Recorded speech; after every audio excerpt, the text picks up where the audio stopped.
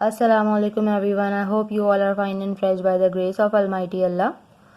तो आज जो है हम प्राइम फैक्टर्स फाइंड आउट करना सीखेंगे 3675 के, और जो हम प्राइम फैक्टर्स फाइंड आउट करेंगे वो हम इस जो है ये प्राइम फैक्टर ट्री के थ्रू फाइंड आउट करेंगे।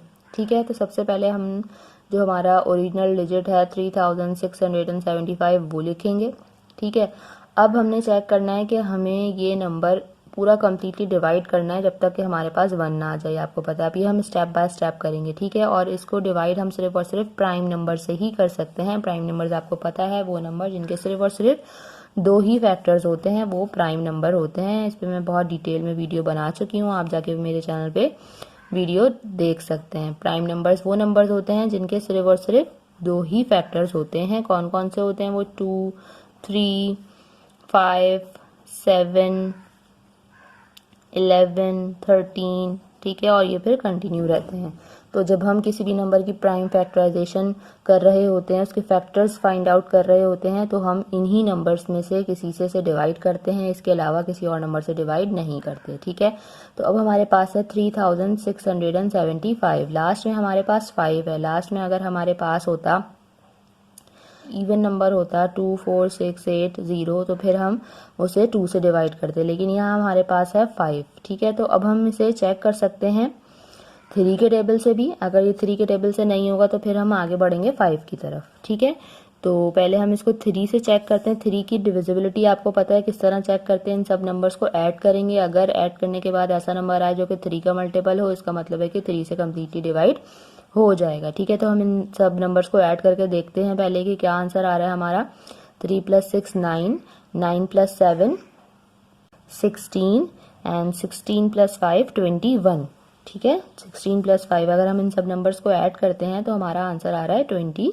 मैंने आपको जो है डिविजिबिलिटी के जो रूल्स हैं वो भी बताए हैं, और उसमें आपको पता है कि अगर हमें किसी भी नंबर की 3 से डिविजिबिलिटी चेक करनी है तो हम उस नंबर को उस नंबर में जितनी भी वैल्यूज हैं उन सबको ऐड करेंगे। अगर ऐड करने के बाद ऐसा नंबर आ रहा है जो कि 3 का मल्टीपल है, इसका मतलब है कि 3 से कम्प्लीटली डिवाइड हो सकता है।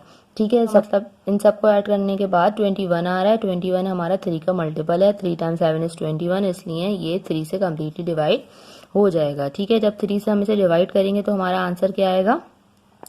1225। ठीक है, मैं आपको ये करके भी दिखा देती हूँ कि अगर हम 3675 को 3 से डिवाइड करेंगे तो 3 × 1 = 3। ठीक है, उसके बाद यहाँ हमारे पास 6 है तो 3 × 2 = 6।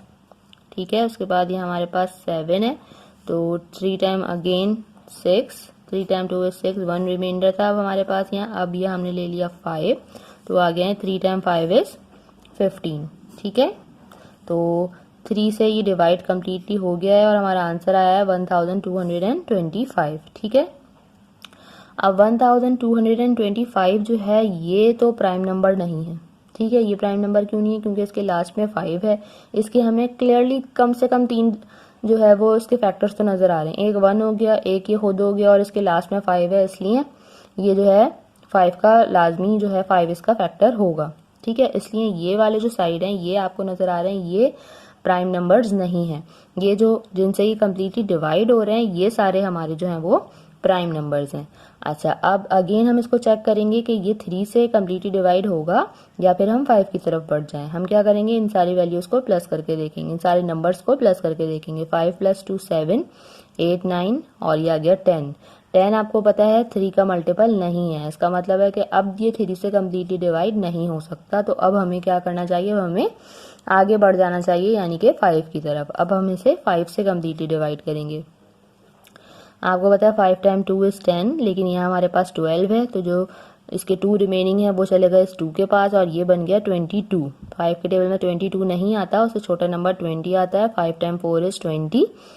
ठीक है, लेकिन यहाँ हमारे पास 22 था। अब हमारे पास दोबारा से यहाँ पे 2 नंबर जो है वो रिमेनिंग थे वो चलेगा इस 5 के पास और ये बन गया 25। ठीक है, 5 के टेबल में 25 आपको पता है 5 पर आता है, इसलिए आ गया ये 5। ठीक है, अच्छा जी, अब अगेन हम इसे किस टेबल से करेंगे? अब ये अगेन 5 से ही होगा। ठीक है, 5 से कैसे होगा? 5 × 4 = 20, लेकिन हमारे पास यहाँ 24 था। 4 नंबर्स रिमेनिंग जो थे वो चलेगा इस 5 के पास और ये बन गया 45, ठीक है। और 5 के टेबल में 45 आता है 9 पे, तो यहाँ आ गया हमारा 49।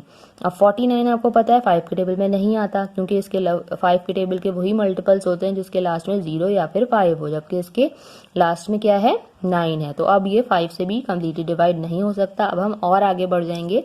5 के बाद जो हमारा प्राइम नंबर है वो है 7। अब हम इसकी डिविजिबिलिटी 7 से चेक करेंगे। आपको पता है 7 टाइम्स 7 इज 49।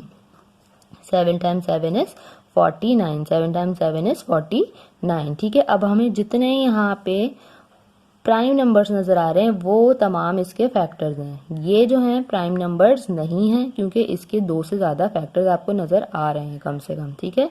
ये तमाम नंबर्स क्या हैं, ये हैं 3675 के फैक्टर्स। तो हम किस तरह लिखेंगे, 3 multiply by 5 multiply by 5 multiply by 7 multiply by 7। इन सब नंबर्स को जब हम मल्टीप्लाई करेंगे तो यही हमारा ओरिजिनल नंबर जो है वो बनना चाहिए, ठीक है। और हम इसको इस तरह भी लिख सकते हैं, 3 यहाँ सिर्फ और सिर्फ 1 टाइम है, 5 जो है वो हमारा 2 टाइम्स है यहाँ पे, और 7 जो है वो भी हमारा 2 टाइम्स है, ठीक है। देखा आपने कितना इजी है किसी भी नंबर के प्राइम फैक्टर्स फाइंड आउट करना। आई होप कि वीडियो आपको अच्छे से समझ आई होगी। अगर ये वीडियो आपको पसंद आई है तो इसे लाइक और शेयर जरूर करें, और मेरे चैनल को भी सब्सक्राइब करें। इंशाल्लाह बहुत जल्द मिलूंगी अपनी नेक्स्ट वीडियो में। तब तक के लिए अपना बहुत ख्याल रखिएगा। अल्लाह हाफिज़।